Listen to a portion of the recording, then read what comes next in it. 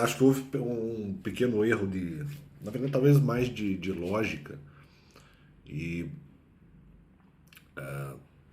eu não acho que exatamente de comunicação da minha parte, uma vez que os ataques, ou pelo menos, se não, a maior parte das vezes ataques, por vezes talvez apenas divergências, trabalharam o tema de uma maneira insuficiente. Ah, não, agora sim. Perdão. Trabalharam um tema de uma maneira insuficiente e que para cada situação há uma resposta diferente, né? Uma coisa em relação a qualquer contrato que possa ser feito vinculado à igreja, mas ele ter uma limitação da interpretação de não se puder ou de não se poder cobrar obrigações que são desconhecidas, né? E aí não se aplica a questão de fazer exatamente o melhor, porque se não se sabe uma das possibilidades do que é o melhor, não há como se cobrar porque há um outro limite. Esse limite não existe em relação a Deus, em relação à Bíblia em si, porque daí não é questão de obrigação desconhecida, que até poderia ser cobrado de uma maneira menor, porque haveria a questão de pecados que a pessoa não sabe cometer, ok. Sim, isso de alguma forma alivia também a interpretação. No entanto, aí é diferente, porque nesse caso eu teria o dever de busca da informação. E por mais que houvesse algumas falas anteriores que sinalizassem a questão dos mandamentos, eu não acreditei. Então, falas das partes das pessoas. Então, esse vamos dizer, seria um segundo ponto. Mas isso não me exime do dever apenas em relação a Deus e não em relação à igreja e não em relação à socialidade, porque outras pessoas na igreja fazem isso, mas nem todas fazem. E mesmo que todas fizessem, não haveria o dever, porque eu não saberia do dever. Mas, no sentido contratual, mas haveria uma obrigação face a Deus de ser bom e eventualmente descobrir isso, mesmo que eu não soubesse que o dever existisse. Mas se eu fosse uma pessoa boa, teria descoberto. Se eu fosse uma pessoa melhor, eu conseguiria ter descoberto sozinho. Esse dever existia, não contratualmente, mas em relação a Deus e em relação à Bíblia. Então aí que tá, eu sou cobrável nesse sentido. E sim, isso seria, se nós aplicarmos conjuntamente a doutrina de maternidade espiritual, é a mesma coisa. Não só os mandamentos, mas também para receber essa informação. Só que não era a situação real no momento que eu sou atacado no Ministério de 2019. Lá eu tenho que analisar a situação real. Bom, eu não tenho essa informação até agora. Eu tenho que esperar até a informação chegar? Não, porque daí tem risco.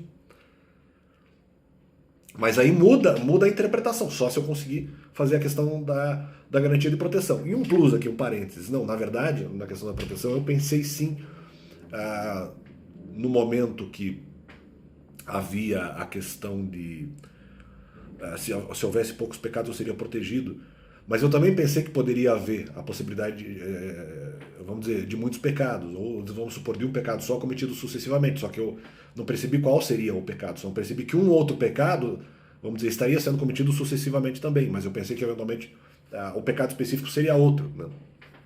E que poderia caracterizar ali a sucessividade. Eu esqueci que um outro pecado específico também seria sucessivo, mesmo que os outros não, de repente não fossem caracterizados ou mesmo não fossem cometidos. Na verdade até eram cometidos, né?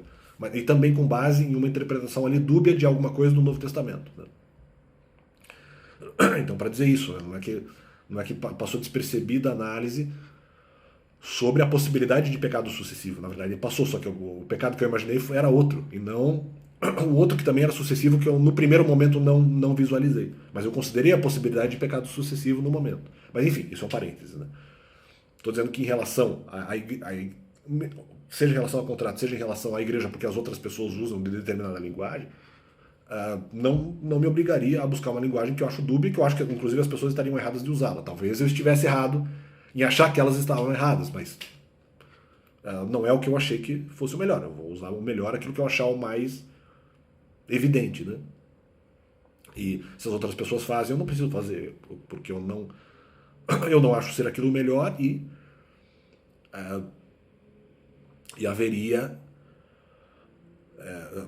vamos dizer, a questão também da especialidade. Vou focar naquilo que eu acho que é mais importante. Se as outras pessoas acham que tem uma outra interpretação mais importante, elas que façam isso para a vida delas, talvez é o melhor que elas possam fazer mesmo.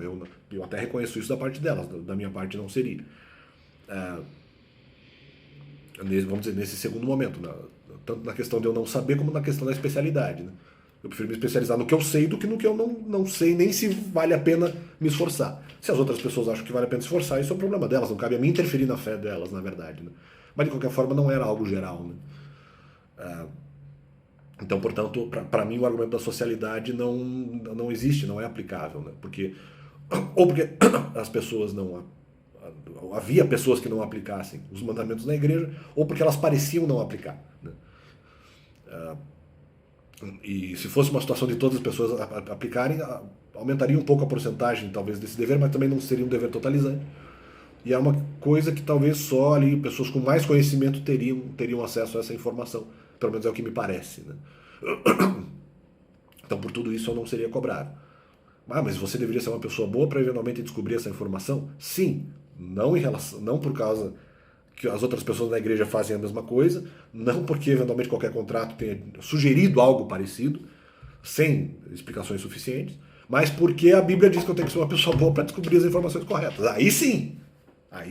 Mas esse cálculo não é falso, mas aí você tem que analisar um segundo momento, de quando eu não tenho essa informação, e aí como proceder e como trabalhar a partir daqui. Né? E aí a conclusão de que eventualmente não seria protegido por haver pelo menos um pecado sucessivo, e essa seria na verdade a minha obrigação face à igreja em relação ao conhecimento que eu tinha naquele momento. É o melhor que eu poderia fazer não possuindo outras informações. Se eu não tenho essas informações, o melhor que eu posso fazer automaticamente é outra coisa. Né? E não por obrigações desconhecidas que eu não posso ser cobrado.